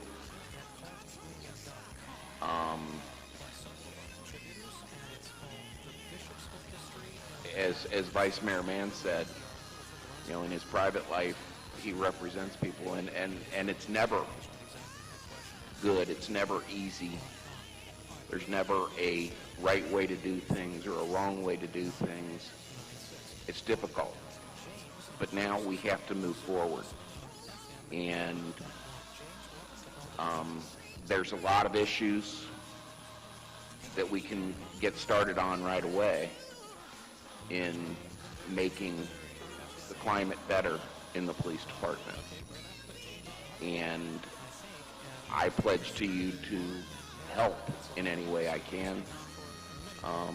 I will be there for you, and I hope that the citizens of Cincinnati will be there for our police department, because we all need to pull together. Thank you, Mr. Chair. Mr. Chair. Mr. Seelbach. Just one comment. I have a question for Mr. Johnson, because as my colleagues have all said, we all have respect for you. We saw you almost every day with the former mayor, Mark Mallory, and I believe you've been almost with every day with the former police chief, Jeffrey Blackwell. And I appreciate your willingness to answer questions with courage and honesty for someone who, at some point, you had great respect and admiration for. I also want to go back to something the mayor said about making sure that if we want this new interim chief to succeed, he needs the support of all members of council and the mayor going forward. Knowing and being with the police chief, Blackwell, almost every day from when he was starting a year ago, 2 years ago, did he, from day one, have that level of support from all members of council and the mayor? And I'd like for you to invoke the same courage and honesty in that answer. Specialist Johnson. I think it's difficult for me to comment on what the members of council were thinking and believing. That's difficult for me to say, Mr. Seelbach. I think, unfortunately, I will say this. It's difficult to come into Cincinnati as an outsider. It's difficult to do that, especially within our agency. We are a tight-knit group of police officers. We don't always agree, but we're going to look out for one another. So it's a very difficult thing to come in and be welcome. That's difficult to do. To speak for members of council, I can't do that. But I will say that I do believe the majority of police officers stepped back and said, let's give the new chief a chance. I do believe that took place. Unfortunately, with what the climate assessment wound up telling us, that support at one time went completely down the drain.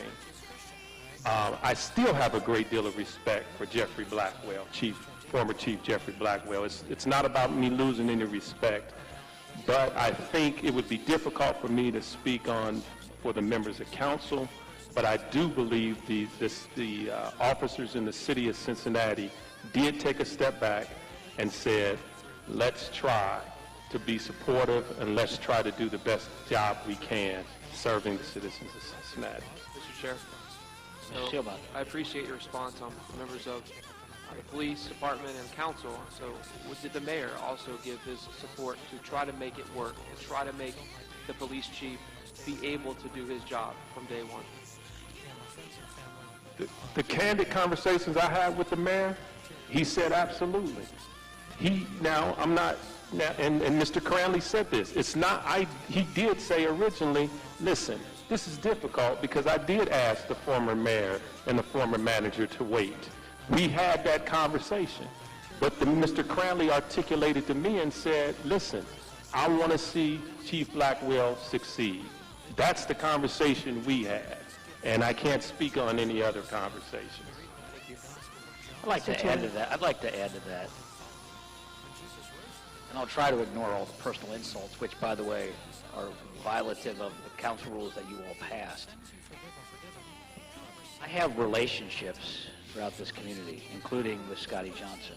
I have relationships with his pastor, Bishop Dantley. I have relationships with former council member, my former colleague, former police officer, member of the same church of Scotty and Bishop Dantley, of Christ Emmanuel Church, Cecil Thomas. And I continue to cultivate relationships throughout the community. And I gave every opportunity to work with Chief Blackwell, Scotty, and others. In fact, several months ago, an issue of potential separation came out. I talked to Scotty Johnson. I talked to Bishop Dantley. I talked to Cecil Thomas. I talked to many other civil rights leaders in this community. And I gave them my word, and I talked to the manager and said, let's make this work. Let's make this work.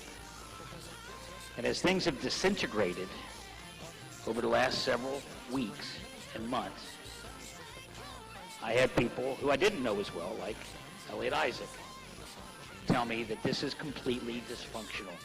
It cannot work. I said, I am going to go back to Scotty, talk to Scotty. And Scotty confirmed that things had moved beyond repair. I, for one, don't rush to judgment. The city manager didn't rush to judgment. There is an enormous amount of information in the packet that you received today. And I would ask that the elected leaders of this city not rush to judgment, but to soberly read the evidence and ask yourself if you don't come to the same conclusion that Vice Mayor Mann came to. We're all being tested right now. And I want to say a few other things. I heard earlier that people were upset that there were a number of police officers in this chambers. I think that's scary. I think that the fact is that the police haven't gotten enough support, not just here but across the country. There's an entire culture of anti-police right now that is dangerous to the men and women in blue, and we had one murdered this year. So the cops were here to support Acting Chief Elliot Isaac. I think he deserves and has earned that respect over many decades of support. And I certainly believe that no one's more committed to the collaborative than I am, and the community voices that are upset, and they have a right to be heard. But so do the cops. So do the cops. I will also tell you that this request that I'm making of our elected officials not to rush to judgment, but to deliberate and help this city heal through a very difficult time and show some leadership.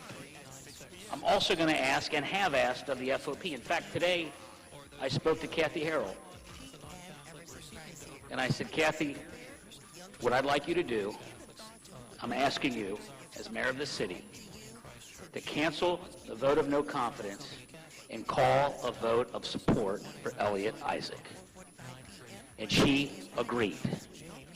The Fraternal Order of Police is going to come together on Monday and vote to support the city charter, to support the city manager, and to support Acting Chief Elliot Isaac. That shows the kind of maturity and commitment to law and order and to the peaceful transfer of power in a paramilitary organization that I think everybody should think very carefully about before they rush to judgment about what happened or why it happened. Because I do believe that people are watching us, and the culture that we create have consequences that we've seen all across this country over the last couple of years, and this year in particular. And there's no question that this is a unique situation. It's a delicate situation. And people ask about the process. Read the charter. Read the opinion that the city solicitor just recently gave to all of us about how the charter works. This is the whole point of having a professional city manager, so that decisions when 82% of the police force is demoralized can be made and not be shouted down in a popularity contest with certain members of the community. That's the heart of professional management. That's the heart of putting performance ahead of popularity. This is a tough decision, but it says to me that our charter works. And I just hope that everybody will respect the process that's outlined in that charter. Mr. Chair. Yeah, Ms. Simpson? I just want to say, and I'll have to say with all due respect at least 3 times during these comments, you don't give people enough credit. The citizens of Cincinnati are not stupid. And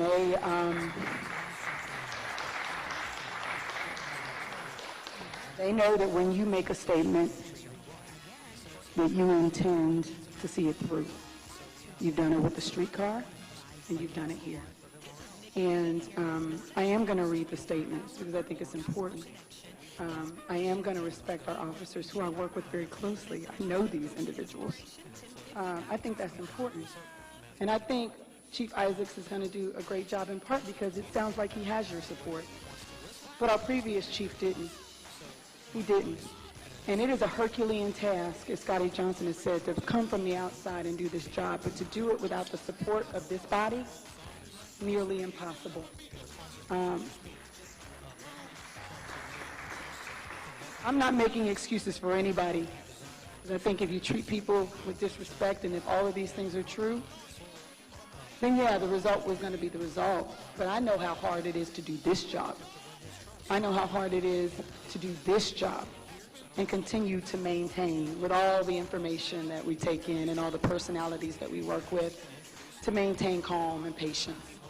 Mine has been tested in the midst of lots of statements that have been made that if people are paying close attention, they'll know there's a lot of foolishness being espoused here.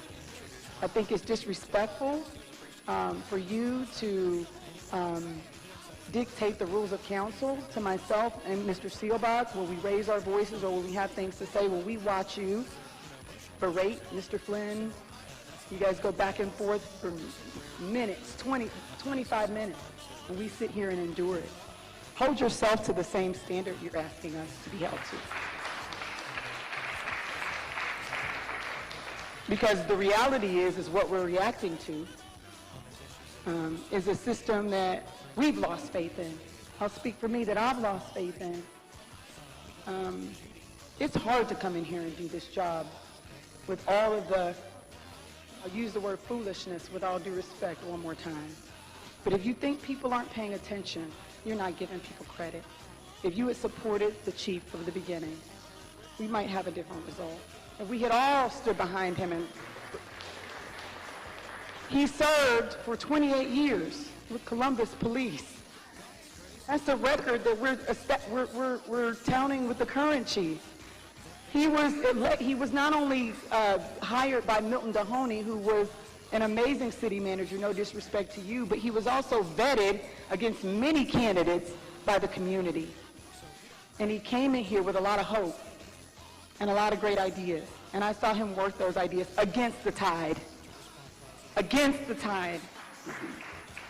So, again, if these statements are true, I feel really awful about it. But I do think, and I think that they should be held very seriously. But I do think that the chief that we saw when we first got here was very different than the chief that left. And I think your statements say that. I stood with Mr. Johnson at a rally that the Sentinels held a few months ago in support of the chief. The 90-day plan seemed to wear on him. The stress that we all have had with the loss of an officer, the All-Star game, all of the challenges facing the very youth that he was working to protect. And what I would say to us is if we want to continue to recruit and retain the best officers and the best chiefs and the best directors, I love that every time I speak, the microphone comes up, but it doesn't seem to happen with anybody else. The timing goes up. And I've been really respectful of people's time. So I would ask that you give me consideration because I'm not seeing that timer with anybody else, and I know I'm not the longest-winded person here today. We're not changing the clock. Okay. Go ahead. Okay. Again, you got to give people credit, and they're paying attention. Say what you will. I think what we need to do as a body is we need to evaluate what's happened here. And I want to do that because I want to make sure that our new chief has the best opportunity for success. There are some recommendations in here that require us to act. And what I would ask us to do to make sure to set you up for success is to act on the things that we need to act on to make sure we don't have another chief who is burned out and walking out the door. So maybe from that tragedy, we will have a good story in your success. And I'm committed, because I am to all of our officers, and they know me, to making sure that that happens. Thank you. Mr. Chair. Yes, Mr. Sintveld. I was going to ask Chief Isaac to, and I don't want to jump the gun on asking you to do this, but you certainly, I mean, the city's paying attention right now. I mean, you know, if you want to lay out a few things in terms of where you see things headed moving forward and what charge you would give to everybody else to, you know, make sure the ship is going in the right direction. I think moving forward, some of the things that we absolutely need to enhance in our operation is to reinvigorate our commitment to problem solving. That is one of the tenets that came out of the collaborative agreement. Something that we continue to do, but something that we need to continue to grow in. Many of these issues that plague our community, problem solving is the way to approach it. Violent crime, our gun violence, that's the largest thing that's plaguing us this past summer, and the numbers have increased this year. I mentioned our SERVE initiative earlier. There's some retooling that needs to take place. Some of the key people who were involved have taken other jobs in other places. There are things that we need to do to reinvigorate that. It's a proven strategy. It's worked for us in the past. We can't abandon it. We need to make sure we reinvigorate it. Those are two areas that I know coming out the gate will be my focus.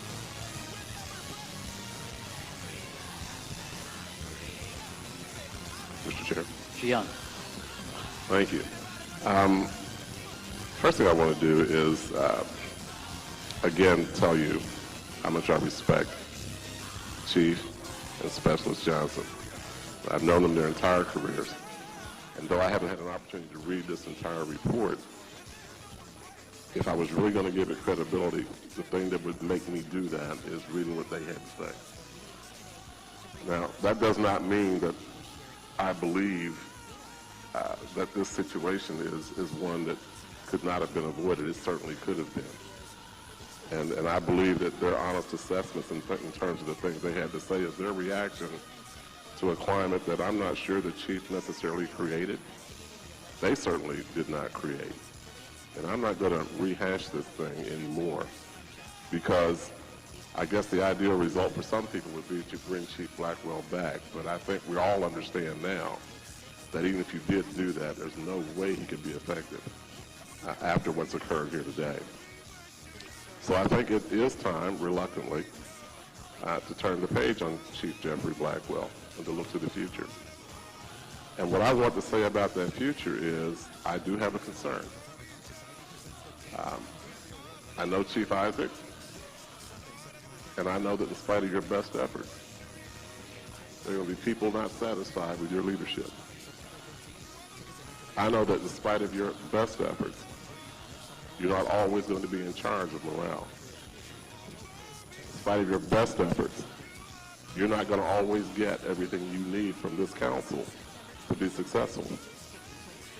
When those things happen, what I want for you is what Chief Jeffrey Blackwell did not get. I want to be very clear that City Hall has your back.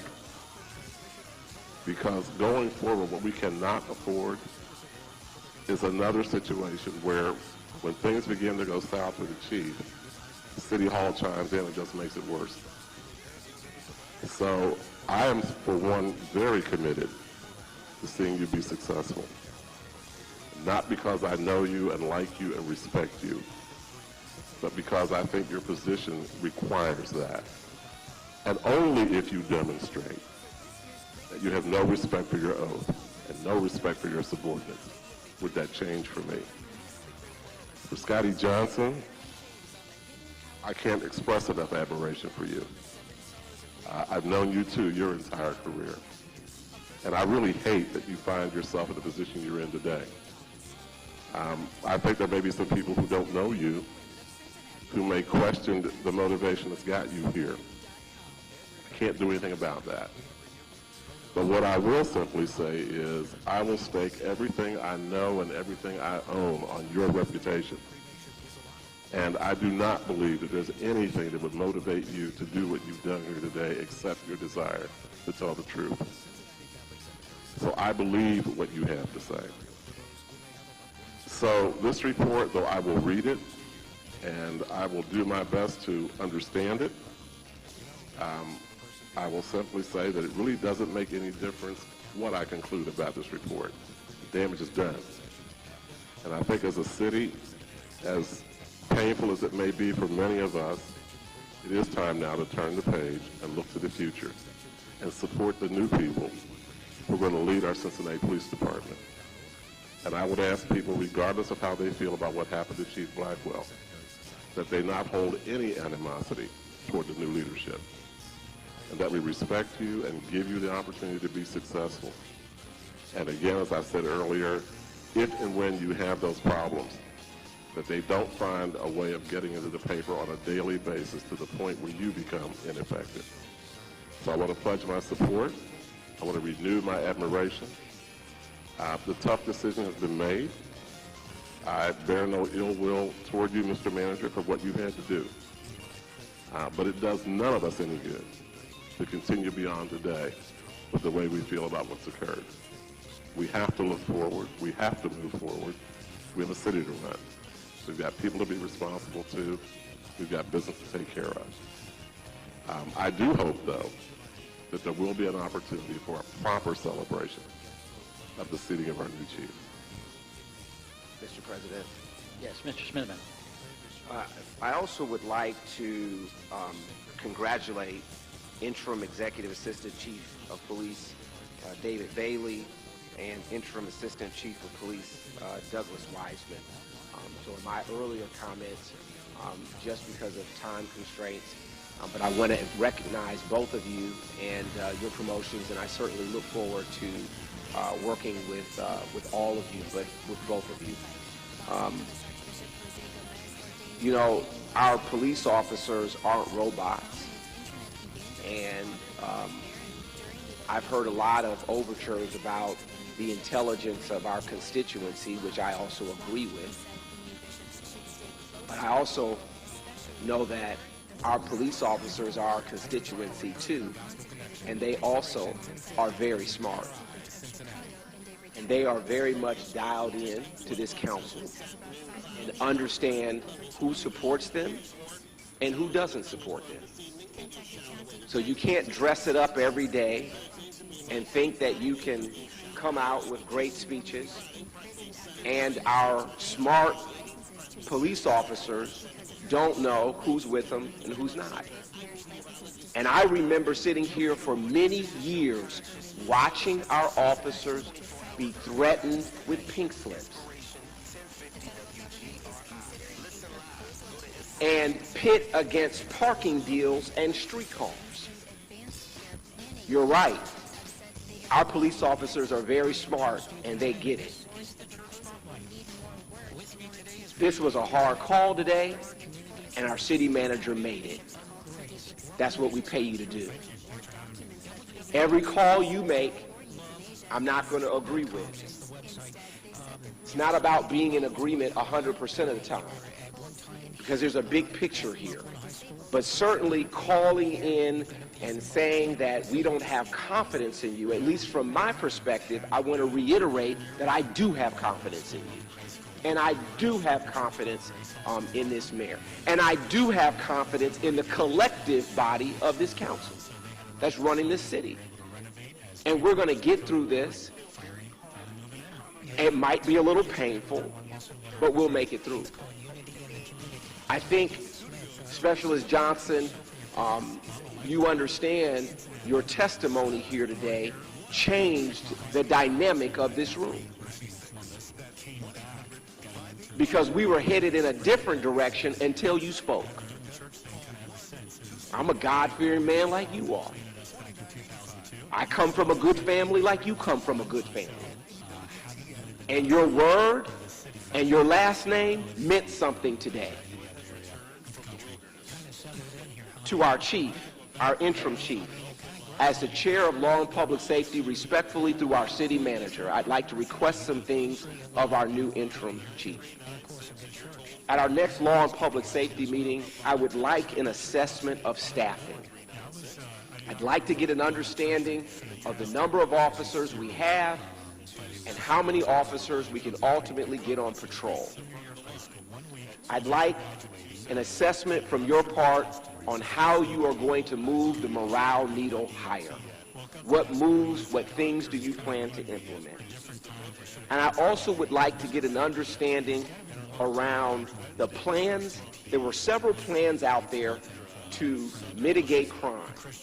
I'd like an assessment of those plans that were out there to the best of your ability and what you plan to do in March of next year when we know that crime spikes.